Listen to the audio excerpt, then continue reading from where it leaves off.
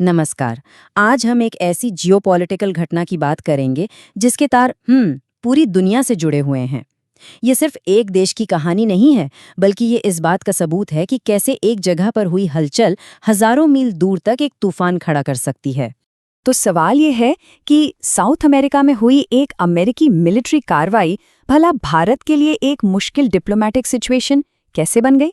सुनने में थोड़ा अजीब लगता है ना? लेकिन आज हम देखेंगे कि ग्लोबल पॉलिटिक्स की दुनिया असल में कितनी छोटी और एक दूसरे से जुड़ी हुई है। और ये जुड़ाव सिर्फ बातों में नहीं है, ये ज़मीनी हकीकत है। सोचिए, जब भारत सरकार को अपने नागरिकों के लिए वेनेजुएला जाने के खिलाफ एडवाइजरी जारी करनी पड़े, तो साफ है कि ये संकट अब भारत के दरवाजे पे भी दस्तक दे रहा है। तो भारत के लिए ये एक दुविधा क्यों है? असल में ये घटना नई दिल्ली के लिए एक बहुत बड़ी फॉरेन पॉलिसी चुनौती है। इसने उसे एक ऐसे नाजुक मोड़ पर लाकर खड़ा कर दिया है जहां से हर कदम फूंक फूंक कर रखना होगा। इसे समझने के लिए हमें भारत की फॉरेन पॉलिसी के मूल सिद्धांतों को देखना होगा। भारत हमेशा से नेशनल सॉवेरेनिटी यानी राष्ट्रीय संप्रभुता का एक मजबूत समर्थक रहा है। मतलब हर देश को अपने फैसले खुद लेने का हक है। वो किसी भी देश के अंदरूनी मामलों में बाहरी दखल के सख्त खिलाफ है। और यही सिद्धांत अब इस अमेरिकी कार्रवाई से सीधे सीधे टकरा रहे हैं। तो आखिर वेनेजुएला में हुआ क्या था जिसने पूरी दुनिया में ये भूचाल ला दिया? चलिए इस संकट की जड़ तक चलते हैं। ये है वो घटना जिसने सब कुछ बदल दिया। अमेरिकी सेना ने एक स्पेशल ऑपरेशन में वेनेजुएला के तब के प्रेसिडेंट निकोलस मदुरो और उनकी पत्नी को देश से ही बाहर निकाल लिया। ये एक ऐसा कदम था जिसकी किसी ने उम्मीद नहीं की थी और इसकी गूंज पूरी दुनिया में सुनाई दी। और ये बात सिर्फ उन्हें सत्ता से हटाने तक नहीं रुकी। माधुरो और उनकी पत्नी को तुरंत कानूनी शिकंजे में ले लिया गया। न्यूयॉर्क में उन पर ड्रग ट्रैफिकिंग और हथियारों की तस्करी जैसे बहुत गंभीर आरोप लगाए गए।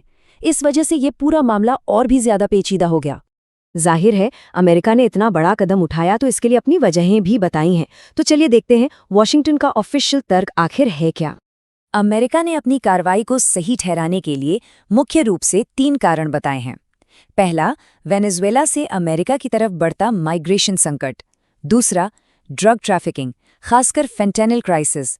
और तीसरा, एक नया टर्म, नार्को टेररिज्म। माइग्रेशन संकट का जो पैमाना है वो वाकई चौंकाने वाला है। जरा सोचिए, 2013 से अब तक करीब 80 लाख लोग अपना देश वेनेजुएला छोड़ चुके हैं। ये एक बहुत बड़ी मानवीय त्रासदी है जिसका असर अब सीधे तौर पर यूनाइटेड स्टेट्स पे पड़ रहा है। अमेरिकी राष्ट्रपति ने तो एक बहुत ही गंभीर आरोप लगाया। उनका दावा था कि मादुरो सरकार जानबूझकर अपनी जेलें और मेंटल हॉस्पिटल्स खाली करके अपराधियों को अमेरिका भेज रही है। हालांकि वेनेजुएला इन दावों को हमेशा से ही खारिज करता आया है। तो ये नार्को टेररिज्म आखिर है क्या चीज़? अमेरिका के मुताबिक ये ड्रग्स की तस्करी और आतंकवाद का एक बहुत ही खतरनाक कॉकटेल है। उन्होंने वेनेजुएला के कई गैंग्स को टेररिस्ट ऑर्गेनाइजेशन घोषित किया और सबसे बड़ा आरोप ये लगाया कि इनमें से एक कार्टेल को तो खुद प्रेसिडेंट मदुरो चला रहे थे।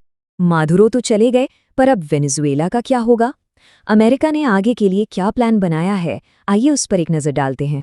अमेरिका के प्लान के मुताबिक उन्होंने वेनेजुएला का टेम्पररी कंट्रोल अपने हाथ में ले लिया है।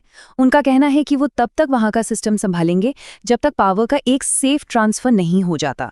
और ये सिर्फ पॉलिटिकल कंट्रोल नहीं है, इसके पीछे एक पूरी इकोनॉमिक योजना भी है। देखिए, इस 5 स्टेप ब्लूप्रिंट के हिसाब से अमेरिकी तेल कंपनियां देश के ऑयल इंडस्ट्री को फिर से खड़ा करेंगी। और प्लान बड़ा दिलचस्प है। तेल बेचकर पहले तो इस पूरे ऑपरेशन का खर्चा निकाला जाएगा और उसके बाद जो पैसा बचेगा वो वेनेजुएला को मिलेगा। पर वहां की पॉलिटिक्स भी काफी उलझी हुई है। अमेरिका ने एक बड़ी विपक्षी नेता मारिया कोरेना मचाडो को ये कहकर साइडलाइन कर दिया कि उनके पास ज्यादा सपोर्ट नहीं है। ये बात इसलिए इंटरेस्टिंग है क्योंकि इससे पहले अमेरिका एक और विपक्षी नेता को अपना सपोर्ट दे चुका था।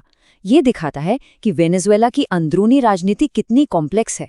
और इन सब के बीच सबसे बड़ा सवाल अभी भी हवा में है, क्या अमेरिकी सैनिक लंबे समय तक वेनेजुएला में रहेंगे? अमेरिकी एडमिनिस्ट्रेशन ने इस संभावना से इनकार नहीं किया है, जो इस बात का इशारा है कि ये बदलाव का दौर शायद लंबा और मुश्किलों भरा हो सकता है। तो इस पूरी तस्वीर को समझने के बाद चलिए वापस लौटते हैं भारत पर। अब शायद हम बेहतर समझ सकते हैं कि नई दिल्ली के लिए ये सिचुएशन किसी कूटनीतिक रस्सी पर चलने से कम क्यों नहीं है।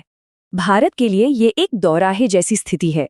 एक तरफ अमेरिका है जो एक बहुत ज़रूरी स्ट्रेटेजिक पार्टनर है और नई दिल्ली उसके साथ अपने रिश्ते खराब नहीं करना चाहेगी। वहीं दूसरी तरफ भारत के अपने सिद्धांत हैं जो किसी दूसरे देश में इस तरह की एक तरफा कार्रवाई का सपोर्ट करने की इजाज़त नहीं देते। और इस दुविधा को और गहरा कर रहा है दोनों देशों के बीच पहले से मौजूद एक तनाव। ये घटना एक ऐसे समय में हुई है जब भारत और अमेरिका के बीच ट्रेड को लेकर पहले से ही थोड़ी खींचतान चल रही है। इस तनाव की जड़ में है रशियन ऑयल। अमेरिका ने रूस से तेल खरीदने के लिए भारत पर भारी टैरिफ लगाया है।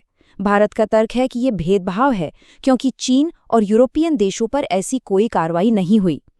इस ट्रेड डिस्प्यूट ने रिश्तों में पहले ही खटास डाल दी थी और अब वेनेजुएला संकट ने इस पर और दबाव बढ़ा दिया है। इन सभी चुनौतियों के बीच भारत ने देखो और इंतजार करो कि एक बहुत ही सतर्क रणनीति अपनाई है।